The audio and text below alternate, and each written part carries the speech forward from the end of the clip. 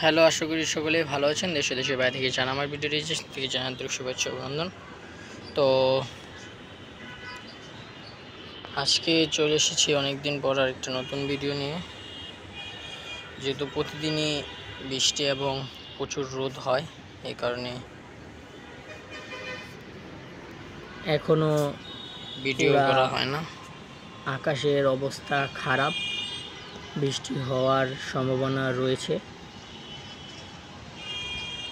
আকাশে মেঘলা মেঘলা, আকাশের একদিকে মেঘ এবং আরেক দিকে হালকা একটু ফর্সা। তবে এগুলো দেখানোর আগে আমি আমাদের ছাদ বাগানে যেই গাছগুলো রয়েছে সেই গাছগুলোকে দেখাই। যেমন এটা হলো সাদা একটা ফুলের গাছ, সাদা টগর ফুল। আর এটা হলো জবা ফুলের গাছ।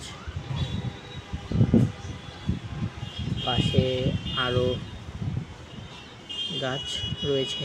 আর পুঁই শাক গাছগুলো সবগুলো গাছের লতায় লতায় লতার মতন পেঁচিয়ে আছে, সবগুলো গাছের ডালে ডালে। পুঁই শাক গাছগুলো বড় হচ্ছে আস্তে আস্তে। আর এটা হলো আমাদের সেই কাগজি লেবুর চারাটা।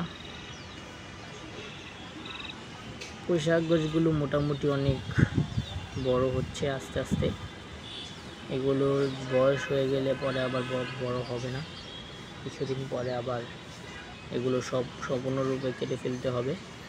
আর এই লেবু গাছটার ভিতরে লেবু ধরবে আশা করা যায় কিছুদিন পরে।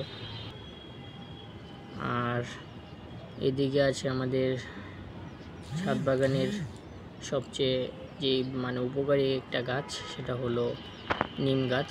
নিম গাছের উপকারিতার কোনো শেষ নেই, উপকারীর কোনো শেষ নেই। আর তার পাশে রয়েছে একটি নয়নতারা ফুলের গাছ। নয়নতারা ফুলে গাছটার ভিতরে প্রচুর ফুল। আর গোলাপি রঙের ফুল মানেই একটা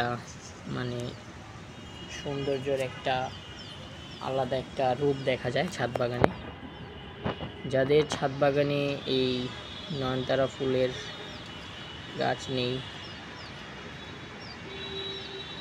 তারা অবশ্যই গাছটা লাগাবেন। আর যেটা ডালিমটা আমাদের পাশে, এই গাছটার পাশে নয়নতারা ফুলের পাশে যেই ডালিম গাছটা রয়েছে, সেই ডালিম গাছটার কথা, যেটা আমাদের ভিডিওর মূল টপিক। আমাদের ছাদে যেই ডালিম গাছটা লাগিয়েছিলাম, আমাদের মামার বাড়ি থেকে এই ডালিম গাছটা মূলত আনা। ডালিম গাছটার ভিতরে ডালিম আগে ধরেছিল 7-8টার মতন, আগের ভিডিওগুলো দেখলে আপনারা পাবেন।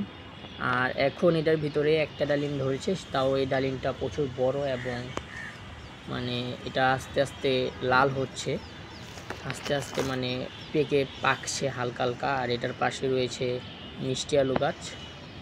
এই গাছটার গোড়ায় প্রচুর চারা মিষ্টি আলুর লাগানো হয়েছে, যেন মিষ্টি আলু খাওয়া যায়, মিষ্টি আলুর পাতাও বড়া বানিয়ে খাওয়া যায়। আর যদি ডালিমটাকে দেখাই, এই ডালিমটা ধীরে ধীরে লাল হচ্ছে। তবে এটা আরও একটা কালার আসবে কিছুদিন পরে, আরও লাল হবে এবং আরেকটু হালকা মোটা হবে। যেহেতু প্রচুর বৃষ্টি পড়ছে, বৃষ্টির কারণে এটার ভিতরে আরেকটু বিচিগুলো বড় বড় হবে। আর ছোট আর একটা ফুল এসেছে, আশা করা যায় আরও ফুল আসবে এই গাছটার মধ্যে, ডালিম গাছটা বা আনার গাছটার মধ্যে। তবে সে পর্যন্ত আপনাদের সকলের গাছপালা ভালো থাকুক, সুস্থ থাকুক। বাই।